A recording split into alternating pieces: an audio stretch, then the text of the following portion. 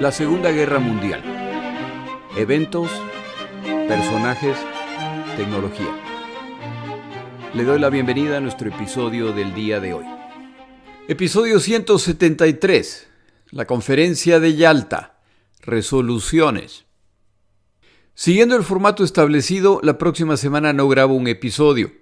Esta vez he grabado 4 en vez de 3, ya que no quería dejar el tema de la Conferencia de Yalta incompleto. La próxima semana publico el episodio bajo los anexos que yo publico anticipadamente para quienes me apoyan financieramente y que estarán disponibles para toda mi audiencia luego del final del podcast. El episodio de la próxima semana yo considero que podría ser el mejor de todos los anexos que voy a grabar. Ese episodio es tomado de una conferencia de Timothy Snyder, historiador estadounidense. Yo nunca había escuchado una explicación más clara respecto al contexto, las causas y por qué el Holocausto ocurrió como ocurrió. Creo que lo va a encontrar muy interesante, ya que aclara muchos de los temas respecto a esa parte de la historia de la Segunda Guerra Mundial. Esos episodios son solo una pequeña forma de agradecer a quienes me apoyan financieramente. Empezamos el episodio y lo hacemos con el primero de los temas centrales tratados en la Conferencia de Yalta durante las sesiones plenarias en las que participan Churchill, Stalin y Roosevelt, y este tema es la situación de Alemania. La visión de cada país respecto al futuro de esta nación casi no podría ser más variada. En el caso estadounidense, en 1944 ya se había propuesto un durísimo plan respecto a Alemania, en el cual Alemania mantenía su integridad territorial, es decir, buena parte de su territorio, no todo, pero sería sujeta a sanciones que transformarían esta nación en una nación semiagraria con limitada industrialización. El nivel de vida alemán sería elevado a niveles internacionales, pero dentro de esas restricciones, alguien describía a la nación resultante como robusta pero castrada y dependiente de la buena voluntad internacional. Este plan era tan duro que se gana el rechazo incluso dentro del gobierno estadounidense, por lo que al final se retira. Pero sí deben asegurarse de que Alemania dejará de ser una amenaza para la paz europea. El plan británico respecto a Alemania es buscar la recuperación de esta nación una vez desnazificada para que regrese al estatus de poder europeo. Esta posición es consistente con la doctrina británica de una Europa balanceada en que al menos Alemania, Francia y la Unión Soviética son naciones poderosas que se controlan mutuamente sin que ninguna logre dominar a la otra. Después de todo, el final de la guerra no cambia el hecho de que los británicos están quebrados y necesitarán recursos para reconstruir su territorio y para recuperar las colonias perdidas. Mal podrían dedicarse a ser el policía europeo. Si Alemania es desmembrada, entonces esto producirá un vacío de poder que va a ser ocupado por otra nación. Y con Gran Bretaña y Francia quebradas y ya sin Alemania, la única opción posible es que la Unión Soviética pase a dominar Europa. La posición británica respecto a Europa se debilita cuando Franklin Roosevelt imprudentemente comparte, como ya lo ha hecho antes durante esta conferencia, su visión de que el pueblo estadounidense no aprobará una estadía larga de tropas estadounidenses en Europa, por lo que él anticipa que las fuerzas militares de su nación saldrán de Europa en un futuro no muy lejano. La posición de la Unión Soviética es la más radical de todas. Alemania debería dejar de existir como nación. Ya en 1943, durante la conferencia de Teherán, Stalin había sugerido, en teoría en broma, que la mejor forma de lidiar con Alemania era empezar por ejecutar 50,000 líderes militares y políticos de esa nación antes de empezar con los juicios. Para Stalin, Alemania es una amenaza permanente para la Unión Soviética. Después de todo, solo durante su vida, Alemania los ha atacado 2 veces. La primera durante la Gran Guerra, que será conocida como la Primera Guerra Mundial, y en que tras derrotar a los rusos, todavía no son la Unión Soviética, Les quitan grandes cantidades de territorio y les imponen condiciones durísimas. Un poco más de 20 años han pasado y Alemania ha vuelto a invadir su territorio, pero esta vez no para derrotarlos o quitarles territorio, lo han hecho para exterminarlos. Stalin sabe que la disolución de Alemania no va a ser aceptada por los otros aliados, pero ese será su punto de partida. Las negociaciones respecto a Alemania se inician. Está claro que no van a cometer los mismos errores de la Primera Guerra Mundial. Primero, no se permitirá que el pueblo alemán quede bajo la impresión de que no perdieron la guerra, sino que fueron apuñalados por la espalda, mito nacido luego de la Primera Guerra Mundial. Esta vez quedará claro que han sido derrotados completamente y que solo la rendición incondicional será aceptada. Tampoco cometerán el error previo de imponer condiciones a los alemanes y confiar en que las cumplirán. Esta vez, Alemania será ocupada por estas tres naciones que se dividirán el territorio de esa nación. Churchill quiere una cuarta zona de ocupación, la cual será asignada a Francia. Churchill ve que se encuentra entre dos gigantes que no son simpatizantes de los poderes coloniales. Introducir a Francia en la mezcla añade otro poder colonial, además que pone otra nación occidental europea, lo que ayudaría a favorecer la posición de Gran Bretaña a la larga. Stalin no está interesado en esa propuesta. Francia, en su opinión, no jugó ningún papel en esta guerra, aparte de rendirse ante Alemania para luego dedicarse a colaborar con ellos. La propuesta tampoco entusiasma a los estadounidenses, pero no la consideran decisiva. Stalin sabe eso y al final accede a esa cuarta zona, siempre y cuando sean los estadounidenses y británicos quienes cedan el territorio para la zona de Francia. La Unión Soviética no cederá nada. Después de todo, Francia ni siquiera debería ser considerada de acuerdo con la opinión de Stalin. La propuesta de Stalin es aceptada y se ve como una concesión soviética. Stalin, sin embargo, tiene una exigencia al respecto. La Unión Soviética ha sido destrozada por Alemania y Stalin exige las reparaciones más altas posibles a fin de reconstruir su nación. La cantidad exigida varía de acuerdo a los dos autores que consulté, pero es una cantidad muy grande de miles de millones de dólares y la Unión Soviética, de acuerdo a Stalin, debería recibir al menos la mitad de eso. Esta posición no es apoyada por los otros aliados. Si se imponen durísimas condiciones financieras a Alemania, están repitiendo las decisiones de Versalles luego de la Primera Guerra Mundial. Esta ha sido una de las causas para que ahora se encuentren en esta situación. Por otro lado, luego de la Primera Guerra Mundial y con la grave situación financiera en que se encuentra Alemania, al final fueron los estadounidenses quienes dieron crédito y asistencia a Alemania, por lo que su percepción es que una vez más serán ellos quienes en realidad terminen pagando las reparaciones exigidas por la Unión Soviética. Esto, por supuesto, no se expresa en estos términos durante la conferencia, pero la resistencia británica y estadounidense a esta propuesta indigna a Stalin. Su reacción es de sospecha. Pregunta a los otros cuál es la razón por la que se oponen a la reconstrucción de la Unión Soviética. ¿Existe una razón oculta por la cual buscan el debilitamiento de su nación?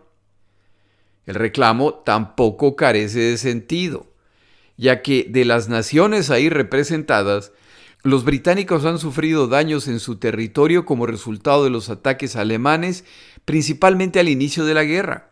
Los estadounidenses no han sufrido ningún daño, y el daño en el territorio soviético, tal como lo han podido constatar mientras viajaban para esta conferencia, es severo y se extiende por todo el oeste soviético, principalmente las naciones hoy conocidas como Bielorrusia y Ucrania. En este punto, Stalin y Molotov emplean una estrategia largamente practicada entre los dos. Molotov presenta como valor estimado de las reparaciones una gran cantidad. Al mencionar esta cantidad, no hay reacción de parte de británicos estadounidenses. Stalin y compañía suben por lo tanto que el valor ha sido aceptado. Si Alemania es incapaz de pagar esta cantidad, y ese va a ser el caso, entonces la Unión Soviética cobrará su deuda en activos. Planean desmantelar plantas industriales y llevar todo ese equipo y conocimiento a territorio soviético.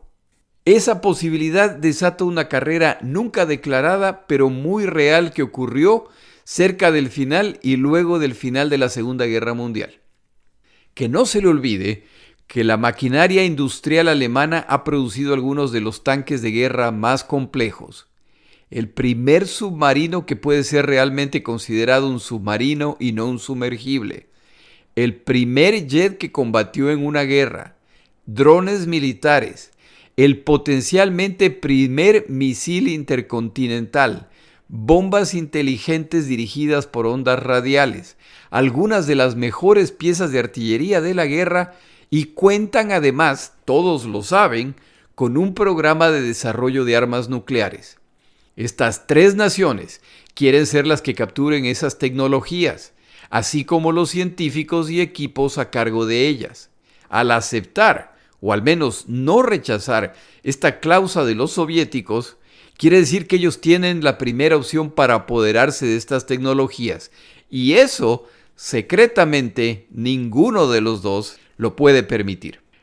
Este tema me parece interesantísimo y a lo mejor merece un anexo para hablar de qué pasó con esas tecnologías y esos científicos. El último punto relacionado con Alemania durante la conferencia es que una de las causas de la Segunda Guerra Mundial es el haber tomado territorio de Alemania y haber permitido que esas poblaciones permanezcan ahí. Esta ha sido la causa de los problemas con Checoslovaquia y con Polonia. Esta vez, los pobladores alemanes deberán ser desplazados para evitar que esta situación se repita. Esta decisión desatará una tragedia después de la Segunda Guerra Mundial que pocas veces es narrada. El segundo tema principal para tratar en la conferencia de Yalta es Polonia. Y aquí yo creo que es necesario recordar los eventos relacionados con Polonia antes de hablar de las negociaciones en sí. La Segunda Guerra Mundial se inicia con la invasión alemana de Polonia el 1 de septiembre de 1939. 2 días más tarde, Francia y Gran Bretaña declaran la guerra a Alemania en cumplimiento con su acuerdo con esta nación. El 17 del mismo mes, la Unión Soviética se suma a la invasión alemana por el este. El maltrato y desplazamiento de la población polaca se inicia inmediatamente a manos de alemanes y soviéticos. Ninguna de estas naciones reconoce a Polonia el derecho a existir, y su plan es eliminar Polonia para siempre y absorber estos territorios y poblaciones. Las acciones criminales, tanto alemanas y soviéticos en territorio polaco, son conocidas por el gobierno polaco en el exilio a través de comunicaciones informales con la resistencia polaca. Son conocidos además por estadounidenses y británicos. Entre 1939 y mediados de 1941, la Alemania nazi y la Unión Soviética son aliadas. De la misma forma, como los estadounidenses son considerados aliados de los británicos antes de su ingreso a la guerra a través de la provisión de suministros y armamento de guerra, la Unión Soviética debe ser considerada aliada de Alemania durante la primera parte de la Segunda Guerra Mundial, ya que proveyó mucho de lo requerido por los alemanes para su guerra en el oeste de Europa, y esto continuó hasta el mismo día en que los soviéticos fueron invadidos por los alemanes. En 1943, y luego de haber tomado todo el territorio polaco y parte del territorio soviético, los alemanes alertan a la comunidad internacional respecto a tumbas masivas encontradas y su sospecha de que han sido los soviéticos. Esto, por supuesto, es la hipocresía más grande, ya que los alemanes están masacrando a civiles en Polonia y los territorios ocupados de la Unión Soviética. Pero los alemanes saben que esta masacre en particular ellos no la causaron, por lo que confiadamente buscan poner en evidencia estos actos. Al final, queda bastante claro que han sido los soviéticos en 1940 quienes fueron responsables por estas masacres que serán conocidas como Katyn, lo que causa una confrontación entre Stalin y el gobierno polaco en el exilio al exigir los polacos que se investigue lo descubierto. Stalin los declara pro-nazi y aprovecha los eventos para romper relaciones con el gobierno polaco en el exilio. De paso, solo en 1991 se descubrirá la evidencia concluyente de que fue Stalin quien aprobó la captura y ejecución de más de 20,000 polacos, principalmente militares. Si le interesa el tema, le recomiendo los episodios de mi podcast relacionados con Katyn. Los exiliados polacos, por su parte, están combatiendo del lado aliado en todos los frentes en que combaten. Su esperanza es algún día regresar a Polonia para liberar su territorio de los nazis y de los soviéticos. En todo este proceso, Winston Churchill intenta mediar entre soviéticos y polacos, pero ningún bando quiere ceder en sus posiciones. Churchill intenta explicar a los polacos que si Polonia va a ser liberada, será a manos de los soviéticos, por lo que les conviene mantenerse en buenos términos con Stalin. Los polacos, como ya se dijo, están combatiendo en el bando aliado en casi cada frente europeo y africano y no quieren saber nada al respecto. Su expectativa es que al final de la guerra, el territorio polaco será exactamente el mismo que antes de la guerra. Este territorio incluye territorio que los polacos le quitaron a los soviéticos en su guerra en la década de 1922.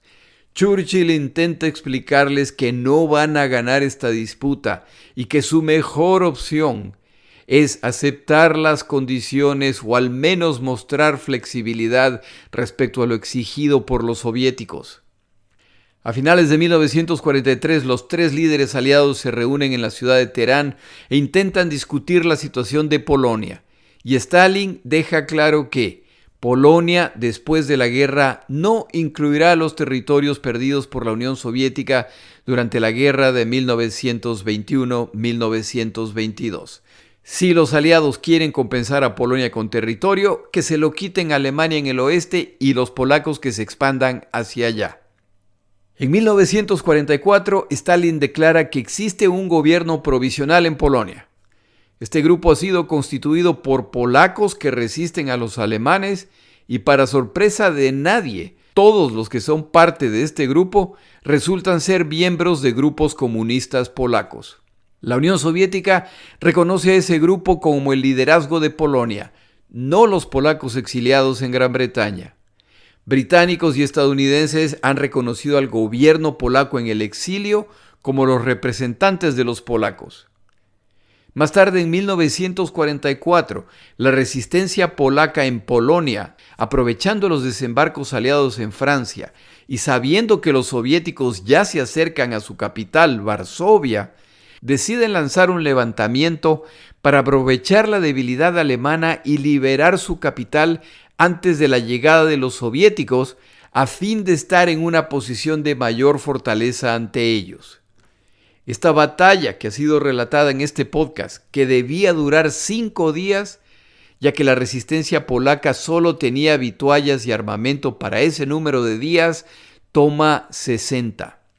Los soviéticos nunca llegan a Varsovia e incluso bloquean los intentos británicos y estadounidenses para apoyar a los polacos a través de su fuerza aérea. La resistencia polaca es destrozada por los alemanes y Varsovia es sistemáticamente dinamitada por órdenes de Hitler a fin de que no quede nada de esa ciudad polaca. Solo cuando este plan ha sido prácticamente concluido, los soviéticos ingresan a Varsovia a inicios de 1945 y en el proceso siguen capturando o eliminando los vestigios de la resistencia polaca no alineada con los soviéticos. Esta larguísima introducción respecto a la situación de Polonia yo creo que es importante, ya que busca dar contexto a la posición de británicos, soviéticos y estadounidenses. Esto nos da una idea, creo yo, de cuáles eran las posibilidades verdaderas de que Polonia sería una nación libre luego del final de la Segunda Guerra Mundial. Lo dicho por Molotov durante su conversación inicial con la delegación estadounidense el día que llegan a Yalta ya da una pista de la posición soviética. Al mencionar la delegación estadounidense que consideran Polonia tema fundamental de la conferencia, Molotov se muestra sorprendido. De acuerdo a él, para el momento de la conferencia, Polonia ya ha sido liberada por las fuerzas soviéticas. No entiende qué temas necesitan ser tratados. Las discusiones relacionadas con Polonia no van bien. Parece que no pueden lograr un acuerdo respecto a ningún punto. Los polacos no lo saben, pero su propuesta de integridad territorial ni siquiera va a ser discutida. Ya está asumido que perderán la zona este de su país. Lo que británicos y estadounidenses están tratando de alcanzar es al menos el reconocimiento del gobierno polaco en el exilio, pero incluso eso resulta complicado. Stalin expresa su convicción de que Polonia representa un peligro para la Unión Soviética, ya que históricamente es a través de esa nación que la Unión Soviética ha sido invadida. Si usted escucha esta acusación, es tremendamente injusta porque no se está diciendo que es Polonia siempre quien los invade a través del país desde donde los invaden, pero son otras naciones, no Polonia. Como parte de este mismo punto, Stalin expresa su convicción de que la Unión Soviética debe crear un colchón de naciones amistosas con la Unión Soviética como protección respecto a las invasiones desde el oeste europeo. La pregunta que tienen los otros aliados, por supuesto, es ¿qué significa ser una nación amistosa? ¿Se refiere a naciones que se comprometen a no atacar a la Unión Soviética como resultado de sus políticas nacionales? ¿O naciones que se alinean con la ideología socialista? De paso, pretender que estas naciones relativamente pequeñas comparadas con la Unión Soviética son una amenaza para la Unión Soviética es absurdo. Churchill aclara que el objetivo británico es una Polonia libre e independiente. Esta es una cuestión de honor. Gran Bretaña entró a esta guerra en defensa de Polonia. Roosevelt menciona además que en los Estados Unidos de América viven 6 millones de polacos, que todos son principalmente demócratas como él, y que la inclinación de este grupo es también que Polonia debe ser una nación independiente. Estas dos naciones apoyan al presidente polaco en el exilio, Władysław Rakiewicz. Stalin repite que Polonia ya tiene un gobierno constituido por polacos que son los que se quedaron a combatir. Se está refiriendo al grupo de resistencia polaco de Lublin, liderado por Bolesław Bierut, el cual se ha beneficiado de la masacre de polacos en 1944, y el grupo de Bierut sí ha contado con el apoyo militar de Moscú. Cuando los soviéticos finalmente ingresan a Varsovia, Stalin instala el gobierno de Bierut. Para los británicos, Polonia es un punto fundamental. Para los estadounidenses es un punto de relativa importancia en contraste con otros temas que han traído a la conferencia y para los cuales van a necesitar el apoyo de Stalin. Stalin menciona además que considera al gobierno de Bierut como un gobierno interino. Británicos y estadounidenses cambian entonces la estrategia hacia discutir el tipo de gobierno permanente en Polonia. Churchill y Roosevelt proponen un gobierno de unidad nacional que considere a todos los sectores de la sociedad, siempre y cuando no sean de tendencias fascistas. La propuesta de Stalin es de continuar el gobierno actual y añadir miembros adicionales. Para Stalin ni siquiera es necesario discutir respecto a los polacos en Gran Bretaña, ellos ya son historia. Churchill y Roosevelt sugieren nombres para posiciones gubernamentales y Stalin los rechaza. Sabe que, con Polonia ocupada por las fuerzas soviéticas, los otros dos pueden recomendar lo que quieran, pero se hará lo que los soviéticos decidan. La falta de acuerdo y la insistencia de las delegaciones británica y estadounidense empieza a caldear los ánimos. En cierto momento Stalin pierde la paciencia. Se levanta y empieza a hablar mientras gesticula apasionadamente. Esto es algo totalmente extraño en estas conferencias y negociaciones. Stalin siempre se ha distinguido por su tono moderado, inalterable, y por siempre utilizar las palabras justas, ni más ni menos. Esta discusión claramente lo ha molestado. La reacción de Stalin, practicada o no, manda un mensaje claro a los otros dos. Este tema disgusta a Stalin, y ellos saben que hay otros temas en los que van a necesitar su apoyo. ¿Vale la pena perder la buena fe de Stalin por este tema? Harry Hopkins, amigo y asesor muy cercano al presidente estadounidense Roosevelt, le pasa una nota.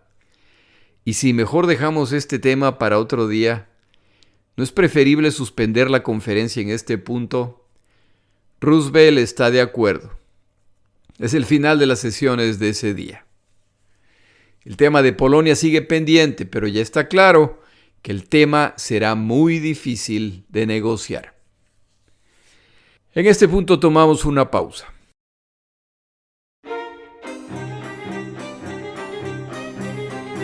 Palabras de Churchill. El día de hoy traigo una frase de Churchill relacionado con estas conferencias aliadas. Esta es respecto a la conferencia de Teherán de 1943, pero fácilmente aplica a la conferencia de Yalta. Churchill decía: ahí estaba yo sentado, con el gran oso soviético a un lado, con las garras extendidas, y en el otro lado el gran búfalo americano. En medio se encontraba el pobre asno británico, que era el único de los tres que conocía el camino a casa. Esa sensación de 1943 es mucho más fuerte en Yalta en 1945.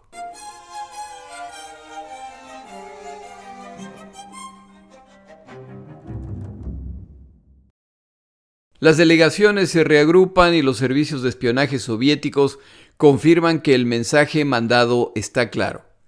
Al día siguiente se reanudan las negociaciones y Stalin sabe que la resistencia occidental a su propuesta respecto a Polonia no será decisiva. No planean arriesgar sus otros objetivos en nombre de Polonia. Se reanudan las discusiones respecto a Polonia y Churchill insiste en la propuesta.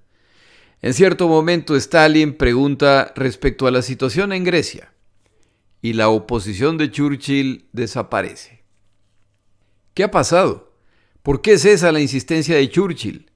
La explicación se encuentra en dos eventos en meses previos. En octubre de 1944, mientras Roosevelt se encuentra en medio de la campaña presidencial, Churchill aprovecha para reunirse con Stalin en Moscú. Durante este encuentro, Churchill toma una servilleta y empieza a escribir nombres y números. Los nombres son de países. Y es que, como ya se acerca el final de la guerra y las naciones, principalmente las naciones bálticas, han gozado de poca estabilidad y la guerra ha agigantado todavía más esas diferencias, Churchill decide presentar a Stalin un listado de esas naciones con el fin de acordar el nivel de influencia que británicos y soviéticos tendrán sobre ellas. En otras palabras, sus esferas de influencia. El propósito es evitar conflictos entre las grandes potencias. De acuerdo con esta nota improvisada, la Unión Soviética tendrá un control del 80% en Bulgaria, 90% en Rumania. La nota incluye a Grecia. En este caso, Churchill lista que el 90% del control de esa nación cae en manos occidentales, de hecho, británicas.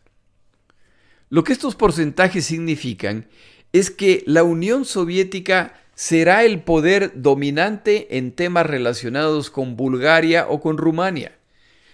Gran Bretaña será el poder dominante en casos relacionados con Grecia. Si usted busca un mapa de Europa y encuentra Grecia y el Canal de Suez, verá que el interés británico por controlar Grecia busca proteger la conexión entre Gran Bretaña y sus territorios asociados y colonias en Asia. Al finalizar el listado, Churchill pide a Stalin que sea discreto con esa distribución. No hay necesidad de poner a los estadounidenses al tanto del acuerdo.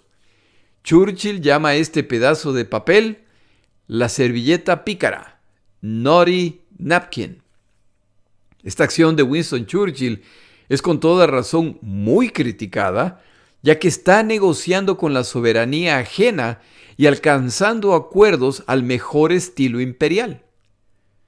Si el acto de Churchill le parece despreciable, y lo es, no olvide que del otro lado de la mesa se encuentra el líder de los trabajadores, el libertador del proletario mundial, el antiimperialista por excelencia, y no parece tener mayor problema con este tipo de comportamiento. Churchill entrega a Stalin el papel para que lo guarde como referencia. Stalin se lo devuelve tras escribir unas cuantas notas y le dice a Churchill que puede quedárselo. Él recuerda los detalles.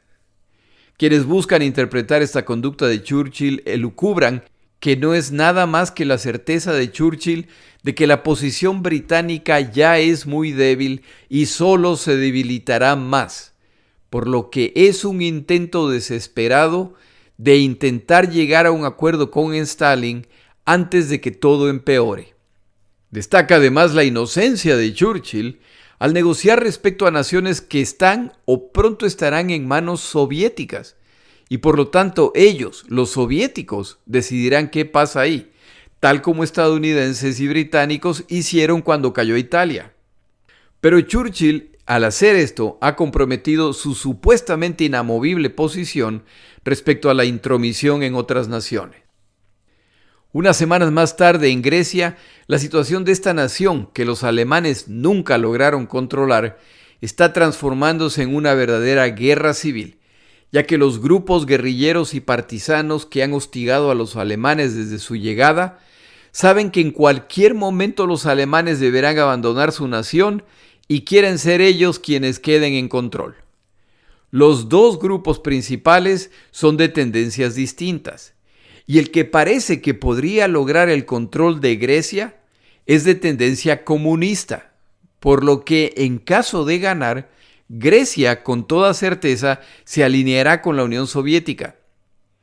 Churchill y Gran Bretaña no pueden permitir esto y en octubre, fuerzas británicas desembarcan en Grecia junto con el gobierno en el exilio, al cual instauran, y este gobierno exige el desarme de la mayor parte de los grupos armados que han combatido a los alemanes a fin de recuperar el control de la nación. Esta orden incluye a los movimientos de resistencia de orientación comunista, pero no a sus opositores. Los grupos comunistas, temiendo ser atacados, exigen un desarme total de todos los grupos. No se logra un acuerdo y la situación sigue complicándose hasta diciembre de 1944, en que se producen manifestaciones contra el gobierno instaurado. Se estima que alrededor de 200,000 personas participaron en esas manifestaciones. Se intenta controlar a la multitud, no lo logran y en cierto momento ocurre un tiroteo en que la policía griega, apoyada por fuerzas británicas, mata a 28 manifestantes y más de 100 adicionales son heridos. Al final, estos disturbios son controlados luego de que británicos envían refuerzos adicionales a la zona. Si Churchill creía que Stalin no iba a tomar nota de que como resultado del acuerdo secreto entre ellos, los británicos se han involucrado y han reprimido al bando que no apoyaban para favorecer al bando de su preferencia, que lo han hecho utilizando la fuerza y que los soviéticos se han mantenido al margen, está muy equivocado. Ahora es el momento de cobrar esta deuda con Polonia y de hecho con el resto del este europeo. Británicos y estadounidenses poco a poco concluyen que no van a lograr concesiones importantes en Polonia, por lo que queda claro que Polonia ha perdido sus territorios en el este, pero será compensada con territorio en el oeste, el cual se le quitará a Alemania. Respecto al gobierno polaco, el gobierno reconocido será el de los polacos de Lublin, no el del exilio en Gran Bretaña.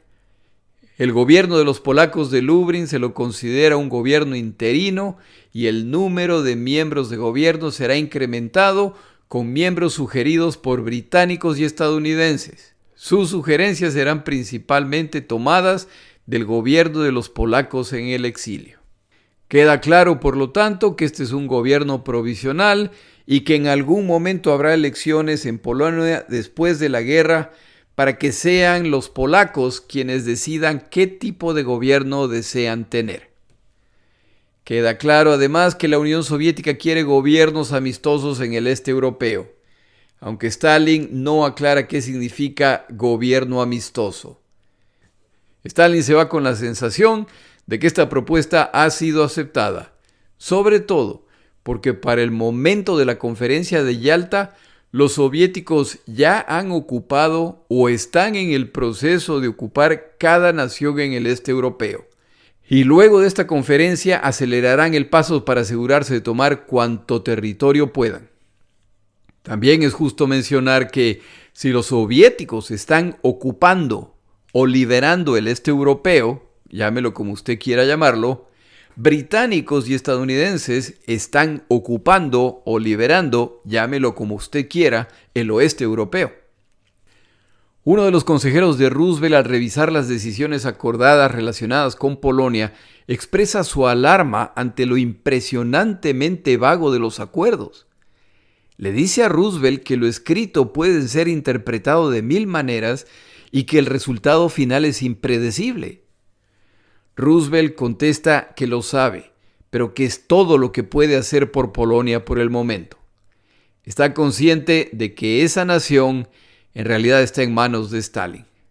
Al menos tienen la promesa de Stalin de que se permitirá la adición de miembros de gobierno no comunistas, que este será un gobierno interino y que cuando la guerra termine habrá elecciones. Por el lado británico, los temores de Churchill se están materializando. Stalin está tomando cada desvío en su ruta hacia Berlín para asegurarse de que cada nación del este europeo sea ocupada por fuerzas soviéticas antes de que termine la guerra. Su temor es que el yugo nazi será reemplazado por el yugo soviético. Es por eso que siempre favoreció la campaña a través de Italia y que más recientemente ha sugerido otra ofensiva en esa zona para avanzar hacia Austria. En su opinión, mientras más al este se encuentren con los soviéticos, mejor para todos. La estrategia británica ha sido vista con sospecha tanto por soviéticos como por estadounidenses. Los puntos que Churchill considera importantes son válidos. Pero por supuesto a los británicos se les olvida mencionar que esa estrategia además les ayuda a reforzar las rutas de su imperio al controlar el Mediterráneo. La realidad es que las dos interpretaciones son correctas, pero el gran ganador del rechazo de las propuestas británicas ha sido la Unión Soviética. Para el momento de la conferencia de Yalta ya es demasiado tarde para preocuparse de eso. Este ya es un hecho consumado y el este europeo está en manos de Stalin y si decide no cumplir lo acordado, no hay nada que los otros dos puedan hacer. El siguiente tema tratado durante la conferencia de Yalta es el nacimiento de las Naciones Unidas. En el siguiente episodio hablaremos en más detalle del contexto, pero este punto es fundamental para el presidente estadounidense Franklin Roosevelt. Él tuvo la oportunidad de participar en la Primera Guerra Mundial como subsecretario de la Armada y por lo tanto era cercano a Woodrow Wilson, el presidente estadounidense durante la Primera Guerra Mundial. Al ser parte del gobierno de Wilson, Roosevelt fue testigo cercano de las decisiones de Versalles y del nacimiento de la Liga de Naciones, organismo multinacional encargado de mediar entre países y prevenir conflictos entre ellos. Wilson fue uno de los proponentes de la Liga de Naciones y para su inmensa decepción, una vez creada esta organización, el Congreso estadounidense veta el ingreso de esa nación a la Liga de Naciones, lo que resulta en que esta organización nazca limitada por la ausencia de una de las grandes potencias. Este y otros problemas resultan en que esa organización nunca alcanza su potencial. Los principios propuestos por Roosevelt en la Carta Atlántica en 1941 sientan las bases para la creación de las Naciones Unidas, organismo que, como usted sabe, existe hasta el día de hoy. Roosevelt considera esta su contribución principal al planeta y es una de sus prioridades máximas que esta organización nazca fuerte y con poder y autoridad para decidir.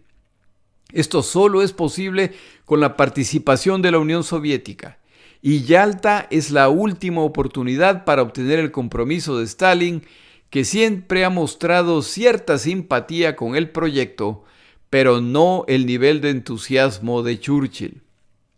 Esta es una de las razones por las que Roosevelt tiene que ser muy cuidadoso en su relación con Stalin. Si este punto no se concreta o la Unión Soviética no participa, entonces se viene una repetición de la Liga de Naciones.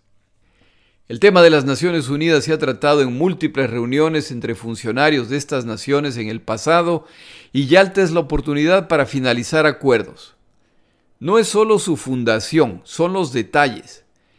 La estructura original de las Naciones Unidas se conserva hasta hoy con modificaciones a través de los años. El núcleo de esta organización es el Consejo de Seguridad, el cual será constituido por los grandes poderes: Gran Bretaña, la Unión Soviética, los Estados Unidos de América, es decir, los vencedores de la Segunda Guerra Mundial. Por insistencia estadounidense, China también será incluida, ya que anticipan que esta nación se convertirá en un poder mundial y con el fin de evitar de que este núcleo sea principalmente europeo. Se sumará también Francia a petición británica. Esto es importante para Gran Bretaña a fin de tener otro representante del oeste europeo que debería recuperar su posición global. Por supuesto, esto no se dice, pero es además un poder colonial como Gran Bretaña, lo que ayudará en discusiones futuras a medida que busquen recuperar sus colonias. La idea es que algún día todas las naciones del planeta se sumen a esta organización y puedan presentar propuestas y votar respecto a estas propuestas. Este grupo de estas 5 naciones tiene el inmenso poder de vetar las decisiones del resto de naciones, incluso las de otros de los grandes poderes, incluso si las decisiones o resoluciones son contra ellos.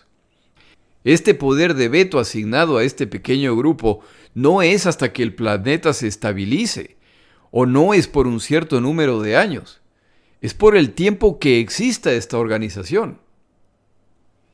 El siguiente tema es el de asientos asignados. Recuerde que esta es una organización global en que se tratan temas distintos y las decisiones se toman por votación. En la versión original, estadounidenses, británicos y soviéticos tienen cada uno un voto. Pero se asume que Latinoamérica votará con los estadounidenses, lo que les da una ventaja en votos. Los británicos tienen los territorios asociados y las colonias, y estos tienen votos. Los soviéticos piden entonces que las múltiples naciones que constituyen a la Unión Soviética tengan cada una un voto. Al final llegan a acuerdos y Roosevelt pide que la conferencia inicial se realice en los Estados Unidos. En San Francisco, quiere a toda costa evitar que pase lo mismo que le pasó a Wilson. Todo indica que la creación de las Naciones Unidas se ha alcanzado. Uno de los sueños de la vida de Roosevelt se cumplirá y la Unión Soviética participará. El último punto fundamental a tratar es la guerra contra el Japón. Y aquí nuevamente la colaboración de la Unión Soviética es requerida. Como breve recordatorio, para inicios de 1945, las fuerzas navales y aéreas japonesas ya han sido derrotadas. Llevan más de 1 año y medio de derrotas continuas y el resultado final de la guerra ya está claro. Pero hasta este punto, los combates han ocurrido a lo largo y ancho del Pacífico y en el continente asiático. Las tácticas de esta guerra siguen cambiando a medida que los estadounidenses, acompañados por una coalición internacional, se acercan al territorio japonés. Los británicos, por su parte, para este momento ya han derrotado a los japoneses en Birmania, por lo que el desastre japonés ya es total. Su imperio continental e insular está desapareciendo. Los combates siguen siendo cruentos, pero las cargas Banzai, Los desesperados intentos finales de combatientes japoneses por causar cuanto daño sea posible antes de morir ya son historia. Ahora los japoneses no se rinden, tal cual como antes, y combaten hasta la muerte resistiendo por días o semanas, en ciertos casos por meses, y algún combatiente aislado por años. Por otro lado, ya han aparecido las fuerzas de ataque que los estadounidenses llamarán kamikaze. El glorioso Zero, el avión dominante al inicio de la guerra, ya es obsoleto y no puede competir contra los aviones estadounidenses. Una parte de estos aviones han sido modificados para llevar explosivos con la misión de estrellarse contra los navíos estadounidenses, de preferencia portaaviones. Las bajas estadounidenses siguen incrementándose y acelerándose, y está claro que cuando invadan el territorio japonés, la letalidad del combate solo será mayor, como lo han mostrado los combates en Manila. El pueblo estadounidense, que ya ve el final de la guerra en Europa aproximarse, se está impacientando respecto a la guerra en el Pacífico. Los jefes de Estado Mayor aliados anticipan que la guerra contra el Japón tomará alrededor de 1 año y medio más. Una de las misiones de Roosevelt y Churchill durante esta conferencia es convencer a los soviéticos para que ingresen a la guerra contra el Japón una vez que la guerra en Europa concluya, tema que ya se discutió durante la conferencia de Teherán. Stalin está de acuerdo en ingresar a la guerra, pero exige que tras la derrota del Japón, los territorios que Rusia perdió luego de la guerra ruso-japonesa en 1904 sean devueltos a la Unión Soviética. Esta exigencia tiene sentido y por supuesto se acepta, pero con Stalin nada es gratis, y exige además las Islas Kuriles, que no eran territorio ruso. Esta es una concesión adicional del territorio japonés. Pide además el reconocimiento del Estado de Mongolia, que se considera parte del territorio de China, y Chiang Kai-shek, el reconocido líder de los chinos, ni siquiera ha sido invitado a esta conferencia. Roosevelt, sabiendo que carece de autoridad para hacer esto, accede a la solicitud. Los chinos a la larga tendrán que entender. Este punto es importante, ya que en descripciones de la Segunda Guerra Mundial, a veces se afirma que Stalin aprovechó la caída japonesa para tomar territorios de ellos y de China, ingresando a la guerra. Eso no es verdad. Estadounidenses y británicos piden a los soviéticos que ingresen a la guerra contra el Japón y ellos cumplirán su parte del compromiso.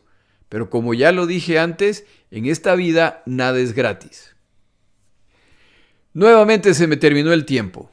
Churchill y Roosevelt regresan a sus países contentos pero ansiosos con lo logrado, y en cuanto es prudente se hacen públicos los acuerdos. Para mí es inevitable comparar la llegada de Churchill y Roosevelt a sus naciones con la de Chamberlain a Gran Bretaña luego de la conferencia de Múnich en 1938, en que declaraba que el documento en sus manos garantizaba la paz de Europa. Esta conferencia aliada no será la última, falta una más. Pero para el final de esa conferencia, 2 de los 3 líderes presentes ya no estarán ahí. Uno de ellos habrá muerto. En el siguiente episodio hablamos de la muerte de uno de los personajes más emblemáticos de la Segunda Guerra Mundial. Mi nombre es Jorge Rodríguez. Gracias por acompañarme. Para información adicional respecto a este episodio, las notas de este podcast, que incluyen la narración de este episodio, así como acceso a resúmenes, videos, documentales y materiales adicionales gratuitos disponibles en el Internet, por favor vaya a Amazon y busque el libro La Segunda Guerra Mundial, Eventos, Personajes, Tecnología. Al comprar estas notas, me ayuda y me apoya financieramente. Puede encontrar información adicional en mi página web, lasegundagm.com. Muchas gracias.